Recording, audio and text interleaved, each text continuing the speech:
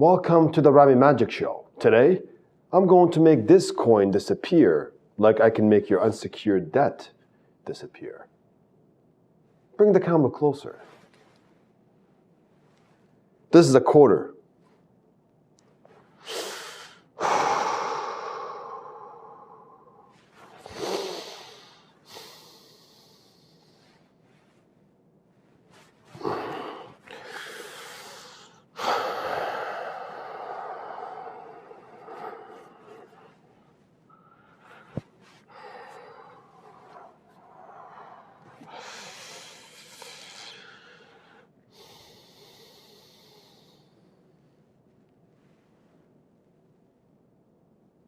Are you impressed? I'll show you how to do this magic trick after the show. We talk a lot about passion. We talk about finding what you like to do, understanding your personality, and doing what is right for you. Today we speak with Stephanie Paquette. She is a marketing strategist. She has been working in marketing for several years. Now she is doing it on her own. She has looked into different types of businesses for herself, but she found her passion. She talks a lot about personality. She talks about how understanding your personality can help you understand your strength. Let's go to the studio and meet Stephanie Paquette.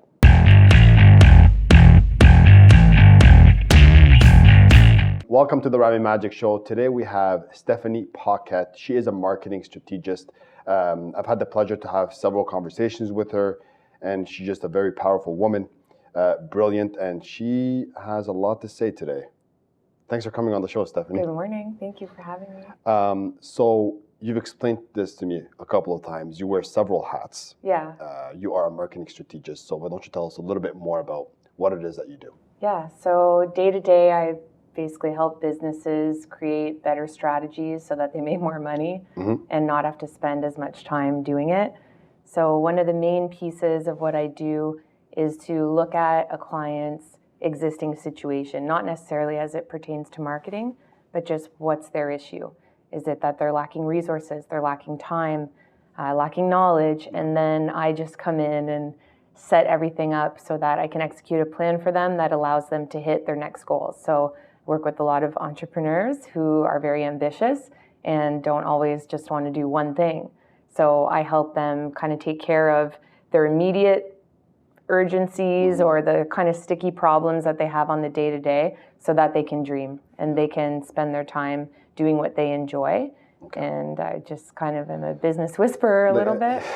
Well, I've mentioned this to you before. Like I love marketing. I'm not sure how good I am at it, but I'm in love with it. I always watch ads. And like I said earlier, I watched Mad Men yesterday just to give me some sort of inspiration. So are you drunk right now? No. But they do drink and smoke a lot. Oh yeah. Yeah, I was itching for a cigarette after watching that show. And the first episode is about Lucky Strike. Oh yeah. The brand, right? And it was during the times where cigarettes were becoming, there was a stigma surrounding cigarettes and how unhealthy it is and all of that stuff. Anyway, that's besides the point. But I have so many questions for you. Yeah. Because marketing is so brilliant. Like it requires a lot of strategy, and it's really the best way to tell a story and get in front of people's faces to buy the product, whatever it is, or the service. What's the most fascinating industry that you had to work with throughout your times as a marketing strategist? I know you worked for different companies. Yeah. And you've saw different industries. What is it which industry you think is the maybe most competitive or just the most fun? Okay. I definitely enjoy working with lawyers.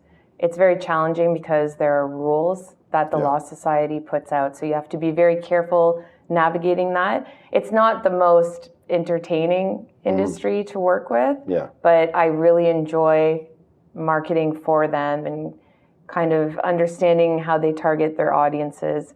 I also really enjoy working with cosmetic like injectors because it's very popular and it's hard to kind of set yourself apart. And I really like working with that industry too. Aside from that, I'm just trying to think of some of the Best ones. Lawyers, I mean, so you have to basically learn a lot about that industry before you can start help them market with their service. Yeah. Yeah. Now you said you were working with a company, and then you started working for yourself. You made that move. How did that feel? Amazing. I grew up working very hard. Okay. And always like work hard, work a lot. Yeah. And then that shifted into work for more money, but still work a lot. And I noticed that the marketing company that I was working with, it was like being in a boot camp, and it was amazing because it was a startup, and I got to understand everything, invoicing, client relations, business development. So I got a crash course in all of that. And then I think just something shifted inside of me where I realized, what if I put all of my efforts towards just myself? Right. And I'm my boss. Right. Because I know how much I work hard for other people. And I just thought, I wonder what the return will be to just do it for myself. And so I left the company that I was with, but I still didn't know if working for myself meant real estate, mortgages. I had just completed my mortgage certification before last year in December. Really? Okay. Not this past December, the one before. Yeah. So I thought maybe I'll do that. Maybe I'll jump into real estate. And then I was starting to study like investing, day trading. And then one of my former clients approached me, and it just kind of clicked. I just realized, why would I start something new and learn that for 12 years to get, where I'm already in something I love. I love marketing. I love thinking. Analytical thinking, strategy, taking things apart, putting them back together, like that, that gets me going. I love it. I just would do that every day. So now I do that every day. Right. And that's awesome because it's going to help you, like by building your own business, you can help others build their business. Because it's the first time you're building your own business, right? Yeah, it's a baby right now. Right. It's in its infancy. I haven't even had my first income tax, and all I do is I keep putting away money because I know that it's different with taxes. And so learning that stuff, to me, I'm not concerned. I've navigated way bigger issues in my life, with businesses. And so to me, it's just a matter of work, figure this out, and find that groove. And I really think that I'm finding that. Like it's one thing to give someone advice, but it's another thing to take your own advice. Okay. Yeah. How are you able to do that? Because now you are marketing for yourself, which you said you haven't marketed for yourself yet. It's all word of mouth now, right? Yeah. So far I've been able to just be fully referral based, and that keeps me busy. Eventually I probably will market, and part of my 2021 goals, I write down all my goals every year for the year. And so part of that is involving things like website, building, a brand, and then I have to do the work to really figure out what that brand is. And so, no, do I do that right now and give myself that time? Not really. I do it for other people all day long, but like all people, a lot of people in business, I shouldn't generalize, but they don't take care of their immediate needs, such as marketing. Yeah. So then sometimes you just have to outsource that stuff. It's very time consuming. It's time consuming, and it's not maybe not your wheelhouse. So it doesn't just involve you sitting down and doing the work, but you're going to want to research it, and you don't have that time because you're doing your own craft. I think one of the hardest things about being an entrepreneur is delegating. Okay? Yeah. It's like, when you get to a point where you have to get an assistant. Yeah. And then you trust someone else. Exactly. Right? Yeah. It's the same thing with marketing. I feel like people are very hesitant because they think they can do it themselves. Yeah, or they've gotten hustled multiple times before. Right. Because marketing is a little bit like selling an idea, especially SEO. Yeah, people don't know what SEO is. I still am figuring it out. It's been 12 years. It constantly changes. Google changes the game. So you have to adapt. And so when you're hiring a company to do that, people are often price-based. Yeah. They don't understand the value it will bring. So that SEO in itself is super scary. It's quite different from Mad Men, isn't it? Yeah, I'll say. Yeah, okay. Yeah, there's no hot secretaries in SEO. You said you write your goals. Yeah, That's really interesting. Oh, yeah. How powerful is that? Amazing. I do them all. Do you write your goals every day? No, every day I have like a couple systems. So I have like iCal, and then I use my phone, and I have an old school agenda. Like, in school they used to give you those I like agendas. those better. Oh, me too. It's my favorite. Okay. It's the backup. It's the external hard drive of my life is that agenda. And I write everything down, even sometimes a little bit too granular, such as like me coming here this morning. I know when I leave here what my next tasks are. They're blocked out by time. And then I do leave a bit of room, whereas before I wouldn't. I would just stack it the full day, but I leave a little bit of a buffer. Everything, write down everything. You did mention to me when we spoke on the phone about hard work. Your mindset has changed about... Oh, yeah. I guess, well, I'll let you explain that. Yeah, so I used to be like, work super hard, be stressed, that's a good thing. That means that you're working hard. And now my motto has shifted to minimum input, maximum output. And it's not to say that I believe in laziness. It's just do the least to get the most out of it. And it's a complete shift, but it really works. Like, there's an expression in French, casse-toi pas la tête. Like, don't go crazy trying to make something happen. And so it's a little bit... Don't break your head. Yeah, it feels a bit funny. It's weird to say it in English. Yeah, so it doesn't really translate. But it's a thing to... It seems so like, oh my God, really? Like, don't work hard. But it's not about not working hard. It's about doing things the smart way. It's, in your GPS, you get 3 routes. You can take the fastest. You can take the one that has the least amount of lights, whatever. It's like you make that choice. So for me, that the selection of the path I'm taking, for me, is minimum input in terms of, not stressing too much to get the desired outcome. And their stress is unavoidable, but you can mitigate. Stress apparently makes the time move faster by 30%.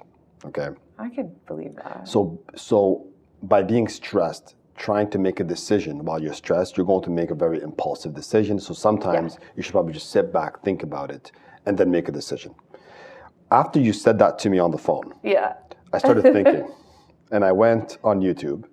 And I started looking into, hard work. Yeah. And obviously, hard work, Elon Musk. So I started watching some of his videos.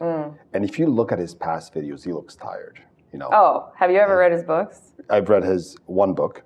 Yeah. His life is in I read only one of his books. His personal life is...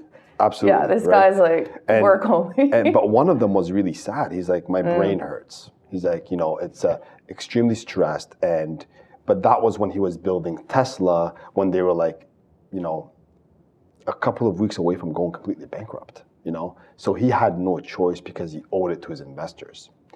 And that's sometimes the mindset that a lot of entrepreneurs have. They owe it to their clients. They owe it to their staff to just work hard.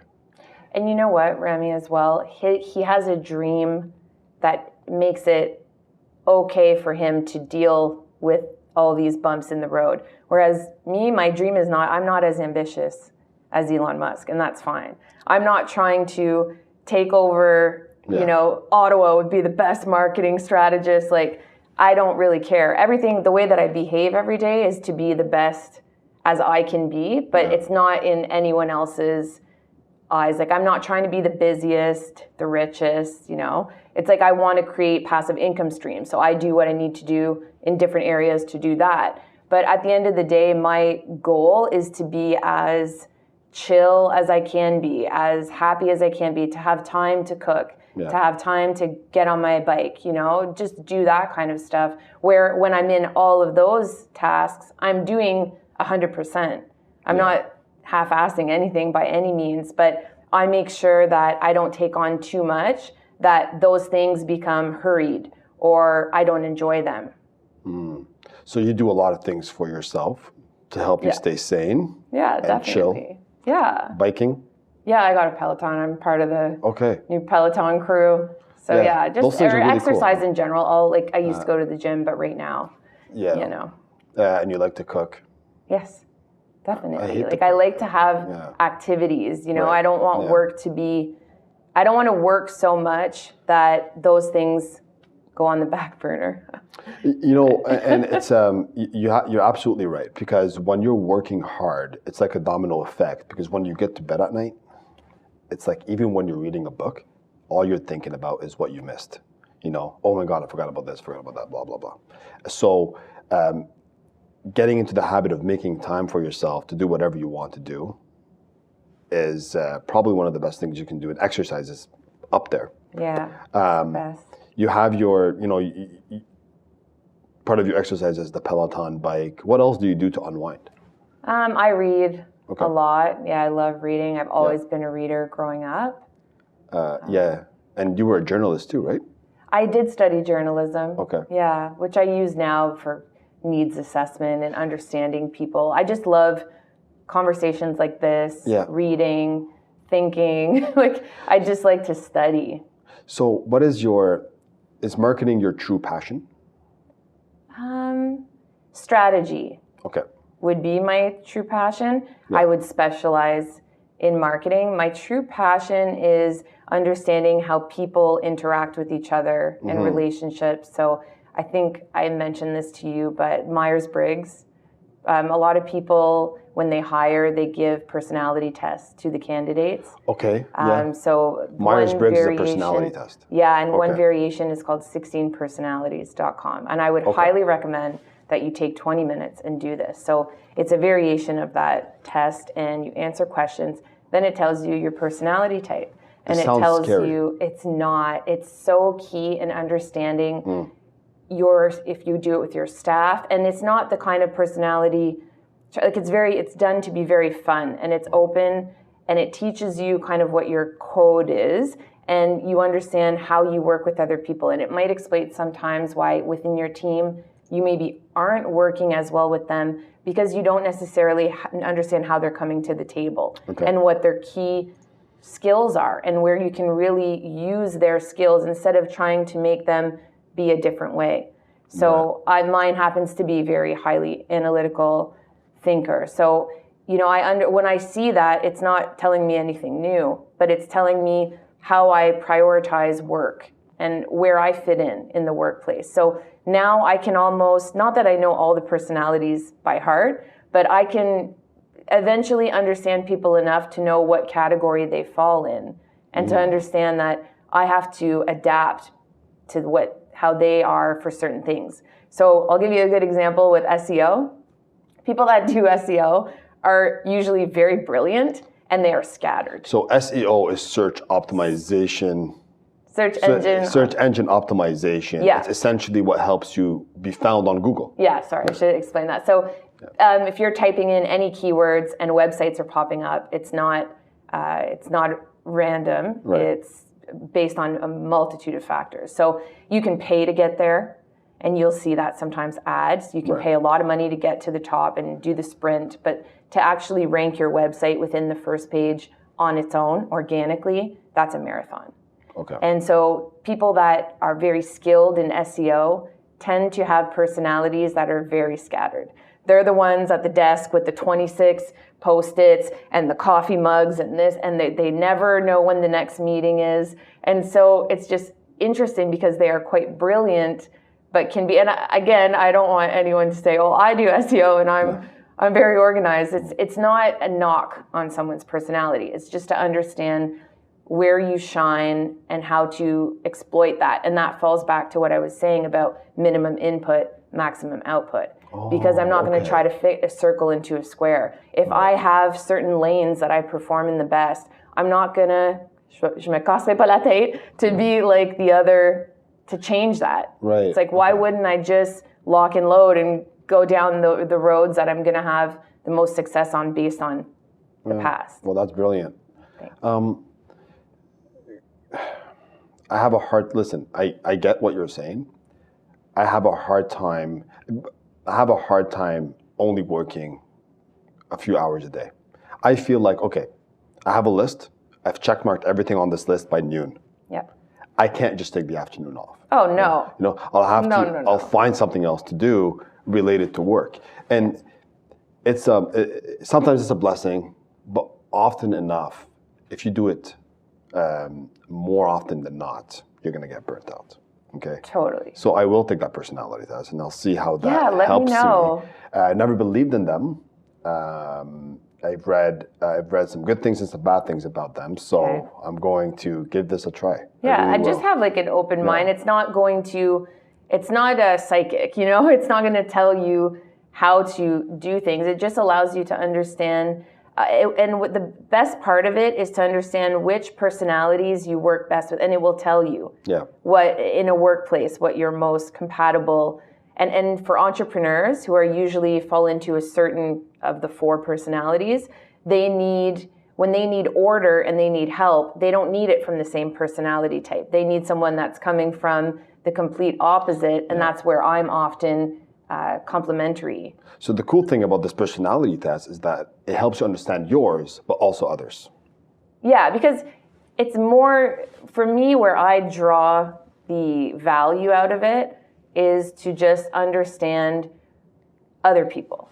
Because me, I feel I understand myself pretty well. I'm pretty self-aware. That's what my therapist says. I'm just kidding. No, she did say that. But anyway, so for me, it's more to understand other people and to align myself with people that I'm going to have the most success with. And of course, in any environment, you're going to have in families, everything. You're not always going to have a perfect connection with another personality type, but it teaches you patience, and it teaches you that you can maybe take a different approach and get an even better result. And you're still being true to your character, you're being respectful. It applies in all relationships. Are you an organized person? Yeah. Okay. Yeah. I love a list. Color-coded, backup lists. I think, What's your number 1 app to help you with your business? Well, is it your calendar or? I like Slack. I've been using Slack a lot. So Slack is a way to kind of centralize projects and people, and it helps with accountability because everyone is in a channel. So often with email, you're not going to CC every person on an email, and sometimes if someone doesn't open it or read it, there's a lack of accountability. So with Slack, for me, why it's valuable is that I have many different clients, and even within certain clients, there's other projects that are occurring. So instead of having maybe 10 separate lists or 10 separate places, I have kind of workspaces in Slack where we're working on a website. Everyone who's involved on that website is in the one channel. So I can easily talk with them. Then maybe someone from that website team is also working on a branding strategy for another client. They're in the other workspace. And so your messaging, it's like an instant messaging platform. It's very easy to understand. You can drop in information, resources, and it's just a nice way to kind of touch base with people. And it's not the only app you could ever use for project management, but there's another one called Asana. Yeah, I've used Asana. It's a bit more involved. Okay. Yeah, Asana is more involved than Slack? Yeah, it's a bigger CRM. So if you're going to be a bigger team and you're adopting this team-wide, I could see how it could be valuable. Zoho is another well-reputed. There are so many. Okay. Zoho. I was thinking Xylo, that real estate thing. I don't know. But the most important thing is to find a system, right? You need a system to keep people connected. That's what I personally struggle with, a good system. And I think it's so important to establish a system, but it's maybe one of those things that you would seek help to establish that system, because having that third party take a look at your business and say, hey, listen, you're doing this wrong. Like, I know you've been doing it for 10 years, but you're doing this wrong. You can now do it with this. You can actually use these apps. So stop watching Mad Men and, get into the modern times. And I think a lot of people fall into that. They've been doing the same thing for so long that it's time to change. It's time to modernize and do things easier, because there's a lot of things you can do now, a lot of apps you can use that can help you with some of the things that are taking half of your day. That's how I see some apps, but you have to learn how to use them. And you were mentioning about entrepreneurs having a hard time delegating. That in itself can be a challenge, but you can also use that to not just delegate random tasks, but understand which of your staff is going to be the champion for different endeavors. So if it's something like communication, well, who on your team would be the best leader for communication? So you have to strategically delegate and understand also what that person enjoys doing. So what are they good at, but also what do they enjoy doing? Make sure you give them a bit of both. And some Are you assessing my personality right now? No. Okay. No, I would never try to do that. I don't really know you, but I would be interested to know what you think of that when you take it. And if you mention it I'm sure a lot of people would be familiar with it. It is, because yes. it's something it is definitely something I'm going to do myself. Yeah. And seek people's advice on it, or seek people's their comments on it at least. It's a good conversation starter. For sure. And the main point of any of these kind of tests, whatever, is just more to understand each other and to be different and to have different views, but also be able to tolerate each other and respect and navigate that. Because the bigger a business is often, the more there are going to be instances of clashes in personality. But if you're putting the organization at the very top and everything you're doing is to the best of the organization, then it can still be smooth. So Steph, when you are about to, I guess, get interviewed for not a position, but let's say for a job, right? Okay. You have to mitigate, or I guess you have to assess the other person's personality. Yeah. Like what you mean when I'm going to take on a new client? That's right. Okay. If you're about to take on a new client, yeah. Have you ever had to say, you know what, you're simply not somebody I can work with? Because, I think you have a great personality. I can't imagine, I can't imagine not being able to work with someone. But have you ever had to turn down a client because of their personality?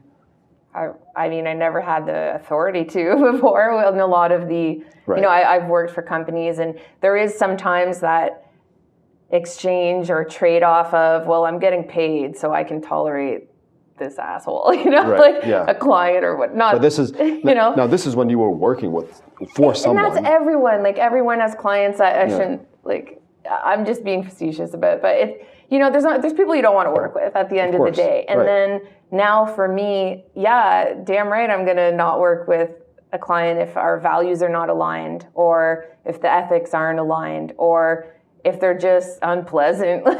Right. I can. But where do you draw the line? Decide. You can give somebody advice, and they can say, no, I don't like this advice. I don't want to I don't want to use this color. Right? Oh, that's that. You know what? They're not paying me. I'm not getting paid for them to take my advice. Okay. I'm getting paid to do a proper assessment, an objective assessment, and provide a plan, and even offer to execute that plan or oversee it. If they don't want to do it, that's fine by me. I got my check, I'm leaving, Right. I'm not going to force anyone to adapt anything, and nor do I. Unless I'm absolutely sure, I'm not coming in with you must do this, you must do this. It's more a conversation of, if we were able to remove this roadblock, and would this give you time to do this thing? It's a puzzle. It's not about coming in with rules of here's how you're going to run your business. Because to be honest, Rami, I don't work in their business. So it would be a little bit of a jerk move for me to come in and act like I know exactly what they need to do. Most of the time, I don't. But I know how to move things around and free up time and make the best use of resources. And then once we do that for a few months, you get a litmus test almost of how it's working. What's a litmus test? That little piece of paper that you put to tell the pH level of a pool, let's say, or whatever. Yeah. Okay. So you're able to tell after a little while what's working, what's not. And then after building that relationship with that client, then I'm able to understand where I can be a bit more assertive and just implement something. It's a nice relationship that occurs there, and then you see the benefits more and more, and it becomes like a compounding investment. Because at first it's sticky. It's weird to kind of change things up. Okay. Last question. Yeah. You help people build brands, right? Yeah, in a way. I wouldn't say I'm an expert by any means. Okay. but I definitely can be helpful in that. Their brand is something that you could actually help with. Of course. By building systems. Okay? Yeah. How much does their personality contribute to their brand? So much. You know, if I even look at guests that you've had, like I watched a few of your videos, and you know, I know it's so important to be able to build your brand with your values, with your personality in it, and that again goes back to minimum input, maximum output. It's like for me, you know, if my brand, like today I put on a cute shirt, but usually I'm in a toque, joggers, you know, and I don't want to be dressed up every day anymore. You wear toque inside the house? Yeah. Oh. Okay.